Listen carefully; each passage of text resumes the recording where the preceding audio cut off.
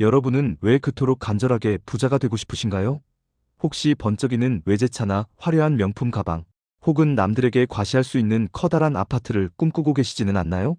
하지만 오늘 소개해드릴 모건 하우절의 저서 돈의 심리학은 우리에게 아주 근본적이고 날카로운 질문을 던집니다. 저자는 돈이 우리에게 줄 수 있는 최고의 선물은 비싼 물건이 아니라 바로 시간을 내 마음대로 할 수 있는 능력이라고 말합니다.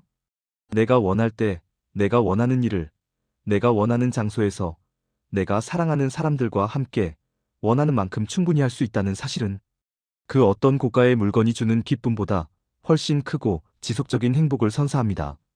만약 여러분이 돈을 모으는 이유가 단지 소비의 즐거움을 위해서라면 당신은 평생 돈의 노예로 살 가능성이 높습니다. 하지만 돈을 통해 내 삶의 주도권을 되찾으려 한다면 당신은 이미 부자의 길에 들어선 것입니다.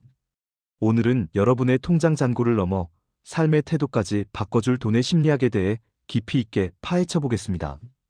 이 영상을 끝까지 보신다면 여러분은 투자의 기술이 아닌 부의 본질을 깨닫게 되실 것입니다.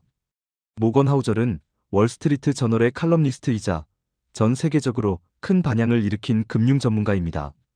그는 수많은 자산가와 투자 실패자들을 지켜보며 한 가지 기묘한 사실을 발견했습니다. 금융 지식이 해박하고 IQ가 높은 천재들이 투자에서 처참하게 실패하는 반면 특별한 기술이 없는 평범한 청소부가 수십억 원의 자산을 남기고 세상을 떠나는 사례가 빈번하다는 것이죠. 왜 이런 현상이 벌어지는 걸까요? 그것은 바로 돈 관리가 과학이나 수학의 영역이 아니라 심리의 영역이기 때문입니다. 우리가 학교에서 배우는 경제학은 공식과 그래프로 가득하지만 현실의 돈은 인간의 탐욕과 공포, 그리고 시기심과 자존심에 의해 움직입니다. 2008년 금융위기 당시 수많은 박사 학위 소지자들이 파산할 때 인내심을 갖고 시장을 지키던 은퇴 노인들은 오히려 부를 축적했습니다. 결국 부의 축적은 얼마나 똑똑한가가 아니라 얼마나 감정을 잘 다스리는가에 달려 있습니다. 오늘 우리는 이 책을 통해 복잡한 공식 대신 우리 마음속에 숨겨진 부의 지도를 함께 읽어보려 합니다. 우리는 흔히 길거리에 지나가는 억대의 슈퍼카를 보며 저 운전자는 엄청난 부자일 것이라고 짐작합니다. 하지만 모건 하우절은 이를 정면으로 반박합니다. 그는 불안 눈에 보이지 않는 것이라고 정의합니다. 화려하게 뽐내는 외제차나 명품은 사실 그만큼의 돈을 썼다는 증거일 뿐이며 반대로 말하면 그 사람의 자산에서 그만큼의 돈이 사라졌음을 의미합니다. 진짜 부는 아직 소비되지 않은 자산입니다. 즉, 나중에 더 큰 자유를 사기 위해 지금 쓰지 않고 남겨둔 돈이 진정한 부의 실체입니다. 사람들은 부자가 되고 싶어 하면서도 실제로는 부자처럼 보이기를 원하며 돈을 씁니다. 하지만 부자처럼 보이려고 노력할수록 진짜 부자가 될 확률은 급격히 낮아집니다. 많은 현대인이 소득이 늘어나는 족족 생활 수준을 높이며 스스로를 러닝머신 위의 쥐처럼 만듭니다. 아무리 빨리 달려도 제자리인 이유는 소득의 증가 속도보다 소비의 기대치 상승 속도가 더 빠르기 때문입니다. 이제 남들의 시선에서 벗어나 보이지 않는 부를 쌓는 일에 집중해야 합니다. 주식시장이나 부동산 시장에서 사람들은 끊임없이 예측을 시도합니다. 내일의 주가가 오를지 내릴지, 다음 달 금리가 어떻게 변할지를 맞추는 것이 실력이라고 믿습니다. 그러나 모건 하우절은 확실하지 않은 미래를 맞추려 노력하는 것보다 계획이 계획대로 되지 않을 때를 대비한 계획을 세우는 것이 훨씬 중요하다고 강조합니다. 이를 공학용어로 안전마진이라고 부릅니다. 다리를 건설할 때 최대 하중이 10톤이라도 20톤을 견딜 수 있게 설계하는 것처럼 우리 자산 관리에도 여유분이 필요합니다. 많은 투자자가 자신의 지능을 과신하며 레버리지를 최대치로 끌어다 쓰지만 예상치 못한 변수가 하나만 터져도 무너지고 맙니다. 2026년 현재 전 세계 경제는 불확실성으로 가득 차 있습니다. 지정학적 위기나 급격한 기술 변혁은 그 누구도 완벽히 예측할 수 없습니다. 따라서 모르겠습니다라고 말할 줄 아는 겸손함이 필요하며 어떤 위기가 닥쳐도 시장에서 퇴출당하지 않을 만큼의 현금 비중을 유지하는 것이 지능보다 훨씬 강력한 무기가 됩니다. 복리의 마법은 누구나 들어본 적이 있는 익숙한 개념입니다. 하지만 복리의 진정한 위력을 제대로 이해하는 사람은 드뭅니다. 워렌 버핏의 사례를 다시 한번 살펴봅시다. 포브스 자료에 따르면 그의 순자산은 약 800억 달러가 넘지만 그중 90% 이상의 자산은 그가 65세가 지난 후에 형성되었습니다. 만약 그가 남들처럼 60세에 은퇴해서 골프나 치며 여생을 보냈다면 그는 결코 우리가 아는 전설적인 부자가 되지 못했을 것입니다. 버핏의 성공 비결은 연간 수익률이 특별히 높았기 때문이 아니라 그 수익률을 70년이 넘는 세월 동안 유지했기 때문입니다. 복리는 마법 같은 숫자가 아니라 인내의 결과물입니다. 우리는 자꾸만 단기간에 10배, 100배 오를 주식을 찾으며 조급해합니다. 하지만 가장 훌륭한 수익률은 가장 오래 유지할 수 있는 수익률입니다. 매년 10%의 수익을 40년 동안 내는 것이 한 해에 100%를 벌고 그 다음 해에 반토막이 나는 것보다 훨씬 위대한 결과를 만들어냅니다. 시간은 투자의 가장 강력한 변수이며 당신이 할 일은 그 시간을 방해하지 않는 것입니다. 사람들은 흔히 투자 수익률을 높이는 데만 혈안이 되어 있습니다.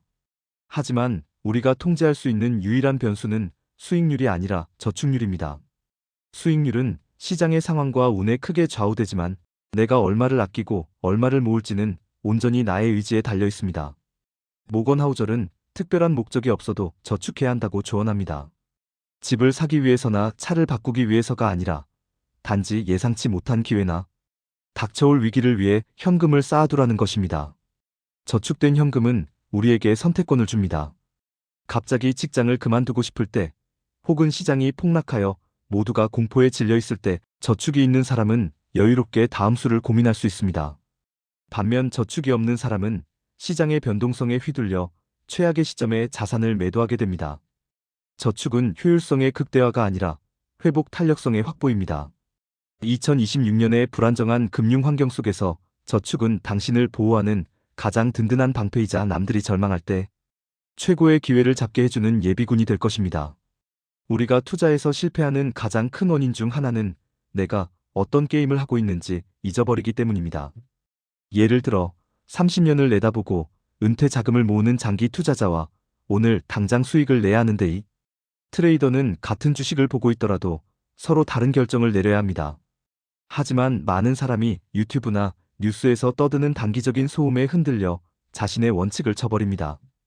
단기 투자자가 주가를 끌어올리는 것을 보고 장기 투자자가 추격 매수를 하는 순간 비극은 시작됩니다. 당신은 30년 뒤의 평안을 위해 투자하고 있는데 왜 오늘 밤에 주가 등락에 잠을 설치십니까?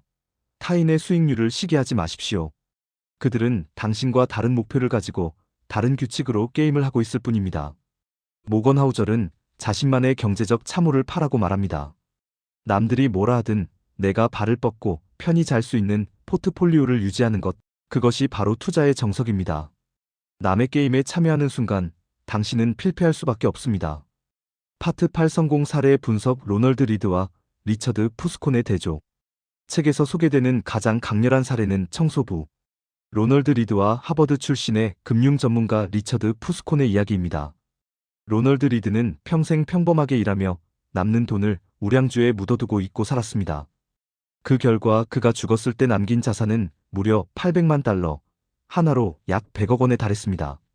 반면 리처드 푸스콘은 화려한 경력을 자랑하며 호화로운 생활을 즐겼지만 과도한 부채와 탐욕으로 인해 결국 파산하고 말았습니다. 이 극적인 대비는 우리에게 무엇을 시사합니까? 투자의 성패는 지식의 양이 아니라 행동에 달려있다는 것입니다. 로널드 리드에게는 인내심이 있었고 리처드 푸스콘에게는 탐욕이 있었습니다. 아무리 뛰어난 지능을 가졌더라도 감정을 조절하지 못하면 파멸에 이르고 아무리 평범한 사람이라도 시간과 저축의 힘을 믿으면 전설적인 자산가가 될 수 있습니다. 이것이 바로 돈의 심리학이 우리에게 주는 가장 희망적이고도 무서운 교훈입니다. 여러분은 어떤 삶의 방식을 선택하시겠습니까? 파트 9밀의 전망 시뮬레이션 경제적 자유가 가져올 10년 뒤의 변화. 여러분이 오늘부터 돈의 심리학을 실천한다고 가정해봅시다. 불필요한 과시용 지출을 줄이고 꾸준히 저축하며 시장의 소음에 휘둘리지 않고 우량한 자산을 장기 보유합니다. 1년 뒤에는 큰 변화가 없을지도 모릅니다. 하지만 5년 뒤 시장의 급락이 찾아왔을 때 당신은 남들과 달리 공포에 떨지 않고 오히려 저렴해진 자산을 추가 매수할 여유를 가질 것입니다. 10년 뒤 복리의 눈덩이는 기하급수적으로 커져 있을 것이며 당신의 자산에서 나오는 수익은 당신의 생활비를 추월하기 시작할 것입니다. 그때 당신이 느끼게 될 감정은 단순히 부유함이 아니라 평온함입니다.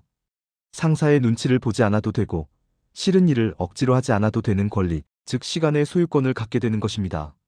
2026년 지금 이 순간의 작은 선택이 2036년 당신의 아침 풍경을 바꿀 것입니다.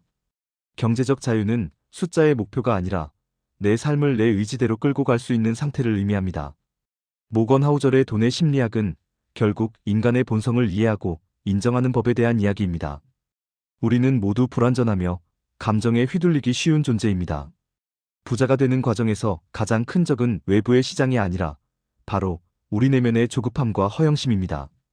오늘 영상을 통해 배운 시간의 가치, 안전마진의 중요성, 그리고 남과 비교하지 않는 태도를 가슴에 새기십시오. 완벽한 투자를 하려고 애쓰지 마세요. 그저 밤에 잠을 편히 잘 수 있는 합리적인 투자를 지속하세요. 지금 당장 여러분의 지출 내역을 점검하고 미래의 자유를 위한 저축액을 단 5%라도 늘려보는 것은 어떨까요? 그 작은 시작이 훗날 거대한 복리의 마법으로 돌아올 것입니다. 오늘 영상이 여러분의 부의 여정에 작은 등불이 되었기를 바랍니다. 영상이 도움되셨다면 구독과 좋아요, 그리고 알림 설정까지 부탁드립니다. 여러분의 경제적 자유를 진심으로 응원합니다. 시청해주셔서 감사합니다.